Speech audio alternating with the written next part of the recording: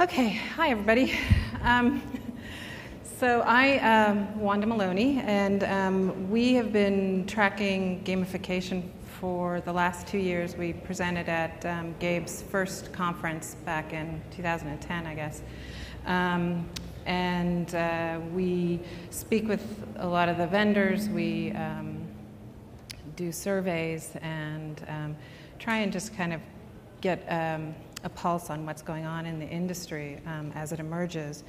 We recently released a little report, and we have that's available. So afterwards, if you'd like to get a copy, I'm happy to do that. And then we just, in the last month, surveyed the vendors, and I'll be presenting their findings here. So I've got 28 slides in a very short amount of time, so I'm going to move through the slides very quickly, and I'm happy to send out the presentation afterwards to anybody that's interested, okay? So this is gamification in 2012, the trends in consumer and enterprise markets. So M2 Research provides market advisory and research services to a wide range of companies. We've been focused on tools and emerging technologies and trends, emerging platforms, mobile. We've specialized in the games industry with online gaming and gaming segmentation. We write reports, we do webinars, newsletters, customized profiles, and competitive analysis. We estimate that in 2012, the market right now is, by the end of the year, is going to be about $242 million. That's over 150% growth from last year. And I know it's big growth through 2016, which we estimate at over $2 billion. You know, but if you take that in the grand scheme of the games industry, which is over 60 billion, it's still a very small market, but we believe that there's really great potential for where the industry is going. So from the market, this year we estimate that 62% is going to be from consumer-based gamification, and 38% is going to be from the enterprise market. This is a big shift even from last year, where 90% of the market was consumer. So we're seeing just a huge influx of enterprise applications coming into the market starting this year, and will be significant over the next couple of years. And this is kind of provides a snapshot of how we see the industry breaking out. We've surveyed the platform vendors, and so this is how we get our data. You can see, media, publishers 17%, enterprise 25%, health, wellness, consumer goods. And like I said, you don't need to write this down if you want. I'm happy to give you the presentation at the end. And then we break it down into the various segments. We've got like some of the big players that have already done applications. We've got USA Network, we've got Nike, Active.com, Pearson, Deloitte, Dell. In the entertainment space, there's a ton of companies, and retail, of course, is huge too. This is just the tip of the iceberg. So there's different levels of engagement. The first comes from the brand or the employer as a connection-based engagement. Then there's an individual engagement, which is more self-exploration. And then there's the communal engagement, which is social interaction. And all of these combined are critical to a really deep engagement. So the key trend for consumer gamification in 2012 means that you have to have goal definitions in place. And those are really critical for measuring ROI. At the start of your process, you really have to have a defined definition of what you're trying to do.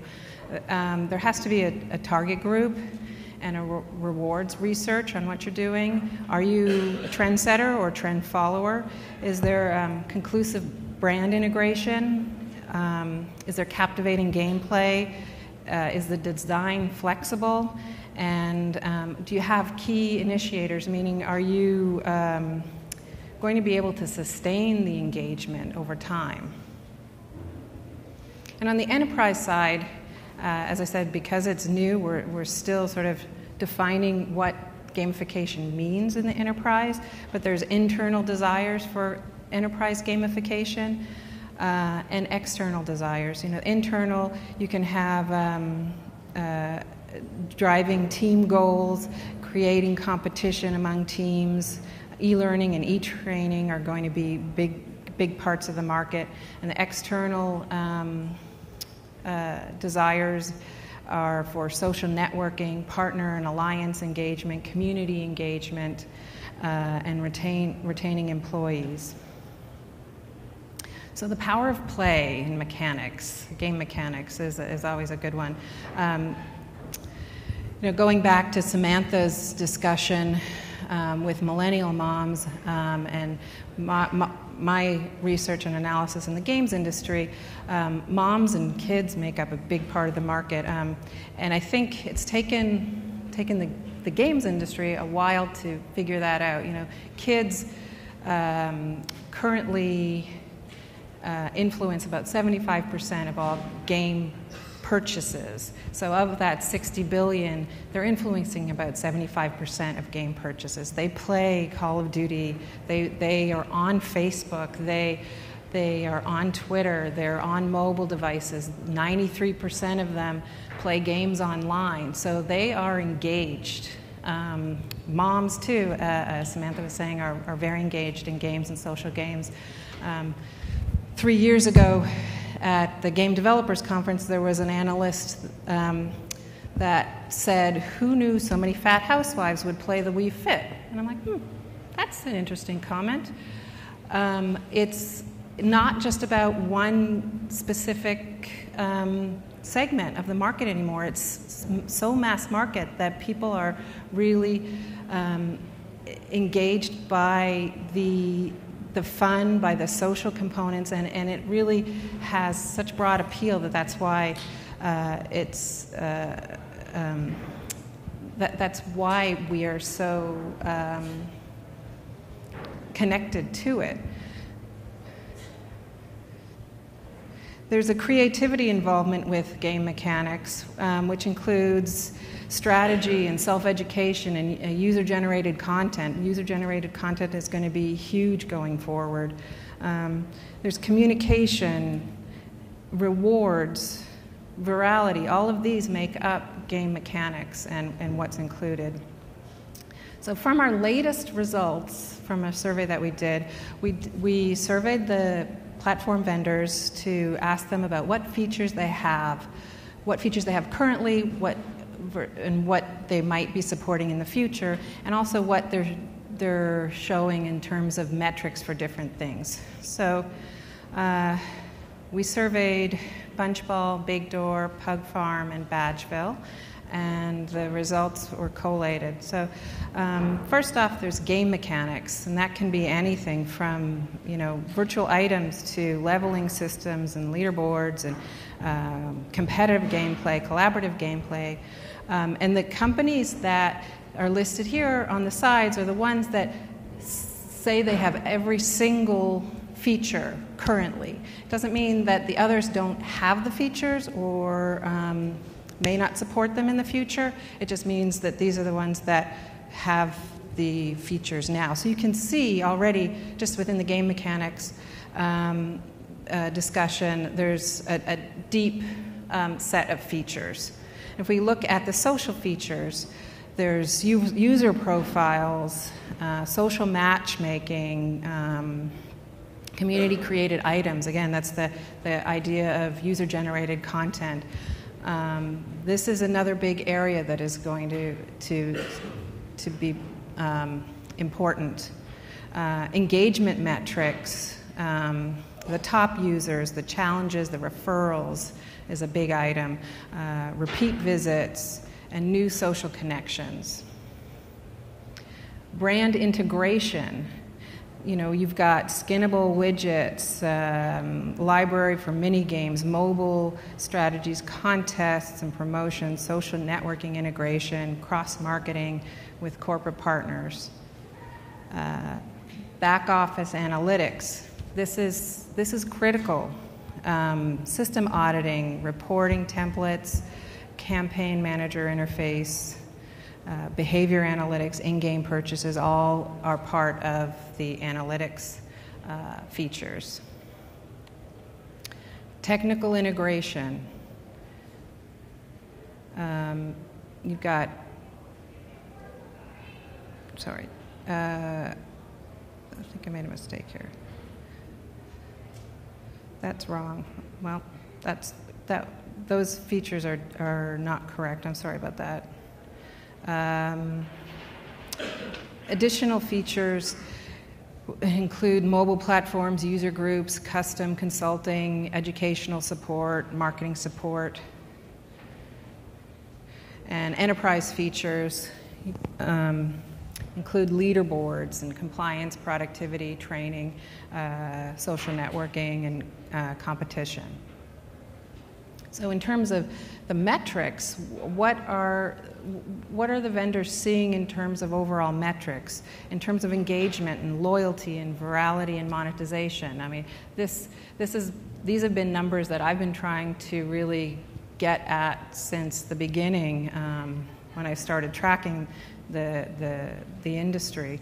And so these are some of the first metrics that we're seeing for unique visits. The average is 100 to 150%, page views 100 to 150%, time on site 100 to 150%. So these are really attractive to and validate where we're going with the industry, I think.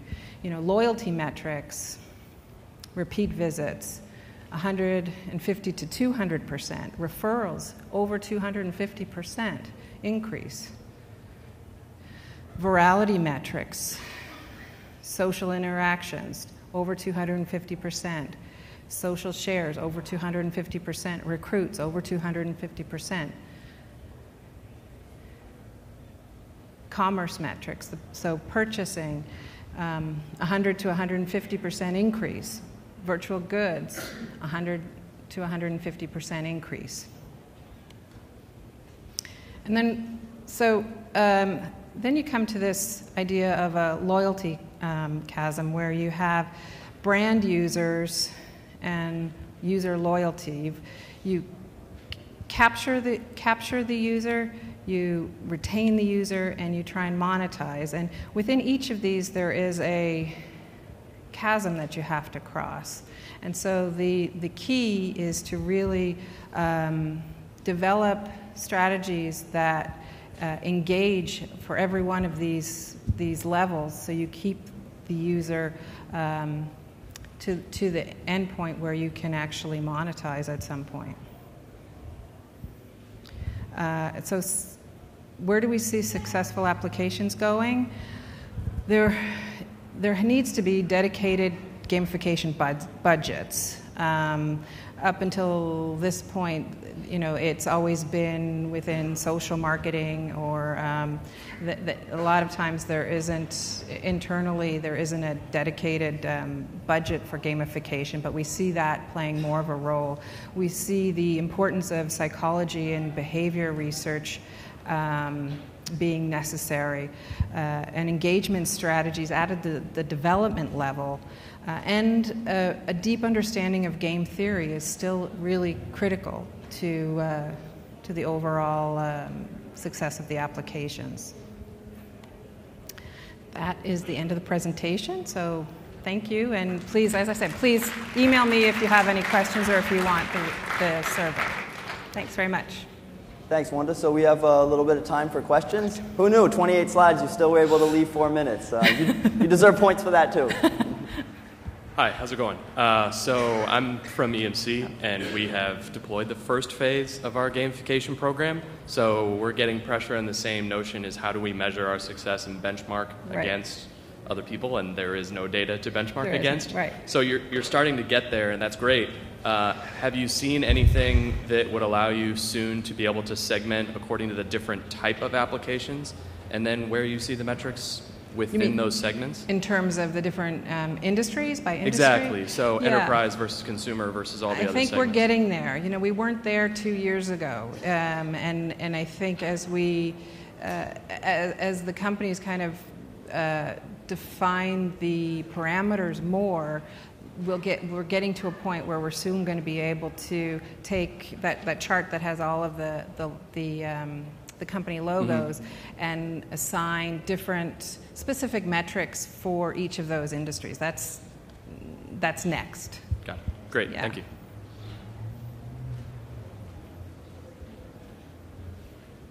Hi, I've been in the industry for a short while, but I have studied game theory in a different aspect. In research, I'm a computer scientist. So how do you think game theory can be applied here to gamification? Do you have game theory and gamification? Game theory and gamification? Yeah. How do you think it can be applied? Like, I have studied both in different aspects, but I don't know how they come together. Well, I think, you know, game theory is about trying to create a fun and engaging gameplay. So taking that play and making it a learning experience is critical. Without making the user marginalized. I mean, the user cannot ever feel like they're just doing something without an incentive or a benefit to them. I think that's the key, and that's the key with game theory and why games are do so well. And I think that's from a gamification aspect, that's what we have to make sure we keep is keeping the user engaged and motivated without making them feel marginalized. Okay, cool. Thanks. Oh. Thanks very much.